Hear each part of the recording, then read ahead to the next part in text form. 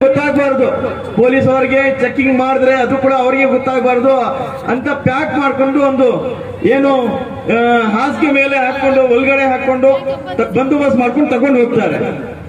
ಇದು ಯಾರಂದ್ರೆ ಗುರುರಾಜ್ ಖರ್ಜಿಗೆ ಇದಾರಲ್ಲ, ಅವ್ರ ತಾತ ಟೀಚರು. ಅವ್ರು ಕೂಡ ಗುರುರಾಜ್ ಖರ್ಗೆ ಆವಾಗ ಚಿಕ್ಕ ಮಗು ಅವ್ರ ಜೊತೆನಲ್ಲಿ ಇದ್ರು, ಒಂದು 8 years 10 years. ರೈಲ್ವೆ ಸ್ಟೇಷನ್ಗೆ ಹೋಗಿ ಧಾರವಾಡ ಬಿಜಾಪುರ ರೈಲ್ಗೆ ಹತ್ತಿದ್ರು. ಮತ್ತೆ ಯಾರು ಸ್ಟೇಷನ್ ನಲ್ಲಿ ಇದ್ದು ನೋಡ್ತಾರೆ ಟ್ರೈನ್ಸ್ಗೆ, ಅವರು ಪ್ರಯಾಣ ಮಾಡಕ್ಕೆ ಆಗುದಿಲ್ಲ. ಪ್ರಯಾಣ ಮಾಡ್ಬೇಕಾಗಿದ್ರೆ ಎಲ್ಲಿನೂ ಹೋಗ್ಬೇಕಾಗಿದ್ರೆ ನಾವು ಹತ್ತಬೇಕು, ಮತ್ತೆ ಅಲ್ಲಿ ನಾವು ಪ್ರಯಾಣ ಮಾಡಬೇಕು, ಆವಾಗ ಆಗುತ್ತೆ. ರೈಲ್ವೆ ಸ್ಟೇಷನ್ ನಲ್ಲಿ ಹೋಗ್ಬಿಟ್ಟು ನಿಂತ್ಕೊಂಡು ನೋಡ್ತಾ ಇದ್ರೆ ಟ್ರೈನ್ಸ್ಗೆ ನಾವು ಎಲ್ಲಿ ಹೋಗಕ್ಕಾಗುದಿಲ್ಲ. ಅದೇ ತರ ಅವರು ಕೂತ್ಕೊಂಡ್ರು, ಬಿಜಾಪುರ್ ಹೋದ್ರು. ಬಿಜಾಪುರ್ನಲ್ಲಿ ಅವರು ಭಯ ಸ್ವಲ್ಪ, ಯಾಕಂದ್ರೆ ಅಕ್ಕಿ ತಗೊಳಕ್ಕೆ ಪ್ರಯೋಜನ ಇಲ್ಲ, ಪರ್ಮಿಷನ್ ಇರಲಿಲ್ಲ. ಹಾಗಾಗಿ ಅಕ್ಕಿ ಇದೆ ಒಳಗಡೆ. ಅವರು ಟ್ರೈನ್ ಸ್ಟಾಪ್ ಆಯಿತು, ಈ ಕಡೆ ಆ ಕಡೆ ನೋಡಿದ್ರೆ ಚೆಕಿಂಗ್ ಇದ್ದಾರೆ, ಇಲ್ಲ ಯಾರು ಇಲ್ಲ, ನಮ್ಗೆ ನೋಡ್ತಾ ಇಲ್ಲ. ಸಂತೋಷದಿಂದ ಆಚೆ ಬಂದು ಕೆಲವು ಹೆಜ್ಜೆ ಇಟ್ಟಿದ್ದಾರೆ. ಹಿಂದೆಯಿಂದ ಈ ತರ ಅವ್ರಿಗೆ ಯಾರು ಕರೆದ್ರು, ಹಿಂದೆಯಿಂದ ಕೈ ಬಂತು. ಇವ್ರಿಗೆ ಭಯ, ಏನಪ್ಪ ನಾನು ಯಾರು ಚೆಕಿಂಗ್ ಇಲ್ಲ ನೋಡಿದ್ರೆ ಇಲ್ಲಿ ಕೈ ಯಾವುದು ಬರ್ತಾ ಇದೆ. ಹಿಂದೆ ನೋಡಿದ ತಕ್ಷಣ ಪೊಲೀಸು. ಈಗ ಪೊಲೀಸು ಅಕ್ಕಿ ತಕೊಂಡು ಹೋಗ್ಬಾರ್ದು, ಈಗ ಬಂದಿದ್ದಾರೆ, ಏನು ಕತೆ ಏನಾಗ್ಬೇಕು ಎಲ್ಲ. ಅವರು ಭಯ ಸ್ಟಾರ್ಟ್ ಆಯಿತು, ಶೇರಿಂಗ್ ಸ್ಟಾರ್ಟ್ ಆಯಿತು. ಇಲ್ಲಿ ಬನ್ನಿ ನೀವು.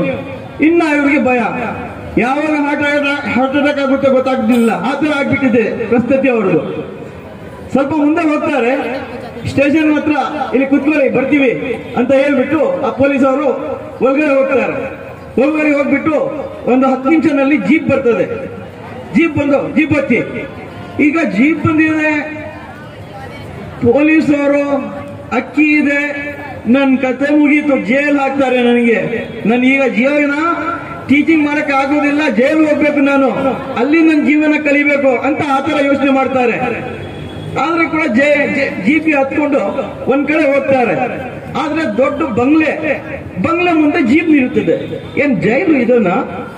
ಬಂಗ್ಲನ್ನ ಜೈಲು. ಈ ಜೈಲಿನಲ್ಲಿ ನನಗೆ ಹಾಕೋದು, ನಾವು ಒಳ್ಳೆ ಜೈಲಿದೆ, ಇಲ್ಲಿ ಹಾಕ್ಬಿಟ್ರೆ ಪರವಾಗಿಲ್ಲ ಯೋಚನೆ ಬರ್ತದೆ. ಆದ್ರೆ ಒಳಗಡೆ ಹೋಗ್ತಾರೆ, ಇಲ್ಲಿ ಕುತ್ಕೊಳ್ಳಿ. ಪೊಲೀಸ್ ಅವರು ಇದೇ ಶೈಲಿ, ಅವ್ರ ಪ್ರೀತಿ ಇದ್ರೆ ಕೂಡ ಬಂದ್ರಾ, ಚೆನ್ನಾಗಿದ್ದೀರಾ ಅಲ್ಲ, ಚೆನ್ನಾಗಿದ್ದೀರಾ, ಇದೇ ಶೈಲಿ. ಕುತ್ಕೊಳ್ಳಿ ಇಲ್ಲಿ ಕುತ್ಕೊಂಡ್ರು ಅವರು. ಒಂದು 10 ನಿಮಿಷ ಆದ್ಮೇಲೆ ಒಳಗಡೆ ಬನ್ನಿ, ಒಳಗಡೆ ಹೋದ್ರೆ ಸೋಫಾ ಇದೆ, ಏನೇನೋ ಇದೆ, ಮತ್ತೆ ಕಾಲಿನ ಅಂತೀವಿ ಅಲ್ಲ ನಾವು, ಕಾರ್ಪೆಟ್ ಚೆನ್ನಾಗಿ ಅದು ಇದೆ, ಒಂದ್ ಕಡೆ ಹೂಗುಚ್ಛ ಇದೆ, ಒಳ್ಳೆ ವಾತಾವರಣ ಇದೆ ಮನೆ. ಇದು ಜೈಲ? ಏನಿದು ಕತೆ? ನಾನು ಅಕ್ಕಿ ತಗೊಂಡು ಬಂದಿದ್ದೀನಿ, ನನ್ಗೆ ಅರೆಸ್ಟ್ ಮಾಡ್ತಾರೆ, ನನಗೆ ಜೈಲ್ ಹಾಕ್ತಾರೆ ಅಂದ್ರೆ ಇಲ್ಲಿ ಏನ್ ಕತೆ? ಅಲ್ಲಿ ಸೋಫಾ ಮೇಲೆ ಕುತ್ಕೊಳ್ಳಿ. ಓಹೋ, ಜೈಲಿನಲ್ಲಿ ಸೋಫಾನೋ ಇದೆ, ಸೋಫಾ ಮೇಲೆ ಕೂರ್ಸೋದು. ಕುತ್ಕೊಂಡ್ಬಿಟ್ರು. ಆಮೇಲೆ ಒಂದು 5 ನಿಮಿಷ ಆಯ್ತು. ಉದ್ದ ಮನುಷ್ಯ, ಒಂದು ಸ್ವಲ್ಪ ಕಪ್ಪ ಕಲರ್, ಗ್ಯಾರಂಟಿ ಕಲರ್ ಕೆಲವರು ಇರ್ತದೆ, ಅದು ದೇವ್ರ ದಯ. ಕೆಲವರಿಗೆ ಗ್ಯಾರಂಟಿ ಕಲರ್ ಇರ್ತದೆ, ಕೆಲವರಿಗೆ ಬೇರೆ ಬೇರೆ ಕಲರ್ ಇರ್ತದೆ, ಚೇಂಜ್ ಆಗ್ತಾ ಇರ್ತದೆ. ಆದ್ರೆ ಕೂಡ ಅದು ದೇವ್ರದ್ದು. ಯಾವ ತರ ಅವರು ಈ ತರ ಜನ ಇರ್ತಾರೆ, ಆ ತರ ಜನ ಇರ್ತಾರೆ, ಎಲ್ರು ಜನರು. ಕಲರ್ ಇಂದ ಹೃದಯ ಬ್ಲಾಕ್ ಇದ್ದು ಏನು ಆಗುದಿಲ್ಲ. ಕಲರ್ ಬ್ಲಾಕ್ ಇದ್ದು ಹೃದಯ ವೈಟ್ ಇದ್ರೆ ಅದು ಒಳ್ಳೆ ಜೀವನ. ವೈಟ್ ಇದ್ದು ಬ್ಲಾಕ್ ಹೃದಯ ಇದ್ರೆ, ಬ್ಲಾಕ್ ಹಾರ್ಟ್ ಇದ್ರೆ ಏನು ಆಗುದಿಲ್ಲ. ಆದ್ರೆ ಇಲ್ಲಿ ಒಂದು ಕಪ್ಪು ಮನುಷ್ಯ ಉದ್ದವಾಗಿ ಬಂದು ಇವ್ರು ಕೂತಿದ್ದಾರೆ, ದಪ್ಪ ಅಂತ ಬಿದ್ದ ಇವ್ರ ಕಾಲ್ ಮೇಲೆ. ಏನಪ್ಪ, ಜೈಲ್ಗೆ ಹಾಕೋ ಬದಲು ಕಾಲ್ ಮೇಲೆ ಬೀಳ್ತಾ ಇದ್ದೇನೆ, ಏನ್ ಸಮಾಚಾರ? ಅವ್ರೆಲ್ಲ ಪೊಲೀಸ್ ಅವರು, ಎಲ್ಲ 4-5 ಪೊಲೀಸ್ ಅವರು ನಮಸ್ಕಾರ ಸರ್ ಅಂತ ಬಿದ್ದಿದ್ದಲ್ಲ ಮನುಷ್ಯ, ಅವ್ರಿಗೆ ಹೊಡಿತಾ ಇದ್ದಾರೆ. ಈ ಮನುಷ್ಯ ಬಂದು ಇವ್ರ ಕಾಲ್ ಮೇಲೆ ಬಿದ್ದುಬಿಟ್ಟಿದ್ದಾನೆ.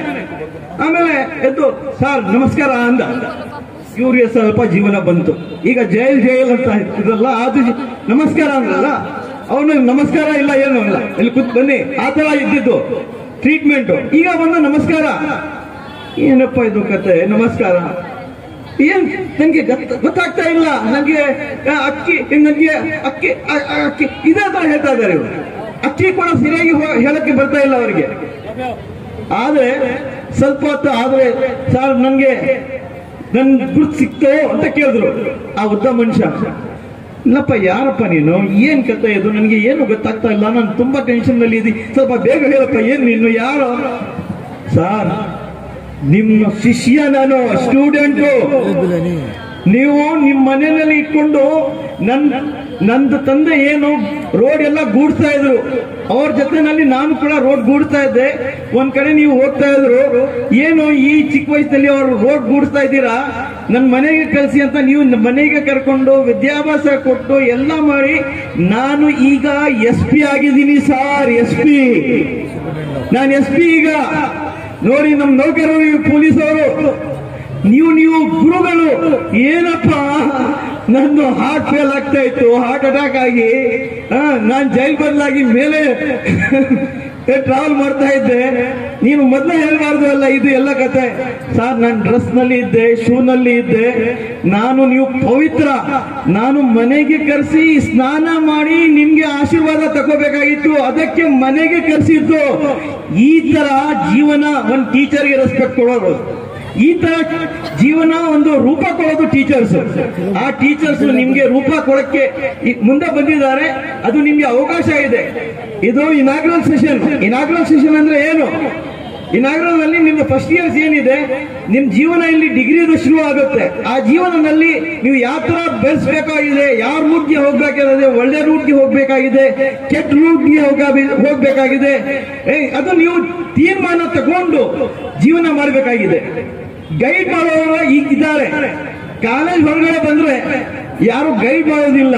ಒಂದು ಕಾಲೇಜಿನ ಚೌಕಟ್ಟು ನಿಮ್ಗೆ ಸೆಕ್ಯೂರ್ ತರ ಫೀಲಿಂಗ್ಸ್, ಅದು ನಿಮ್ಗೆ ಪ್ರೊಟೆಕ್ಟ್ ಮಾಡಕ್ಕೆ, ಅದು ನಿಮ್ ಜೀವನಕ್ಕೆ ಒಂದು ರೂಪ ಕೊಡಕ್ಕೆ, ಅದು ಆ ರೂಪವನ್ನು ಕೊಡಕ್ಕೆ ನಮ್ಮ ಸ್ಟಾಫ್ ಕೂಡ ಇದ್ದಾರೆ, ಟೀಚಿಂಗ್ ಸ್ಟಾಫ್ ಇದ್ದಾರೆ, ನಾನ್ ಟೀಚಿಂಗ್ ಸ್ಟಾಫ್ ಇದ್ದಾರೆ, ಗೆಸ್ಟ್ ಫ್ಯಾಕಲ್ಟಿ ಇದ್ದಾರೆ, ಬೇರೆ ಬೇರೆ ಈವನ್ MLA ಕೂಡ ಸಾಹೇಬರು ಬಂದು ಅವರು ಕೂಡ ಹೇಳಿದ್ದಾರೆ.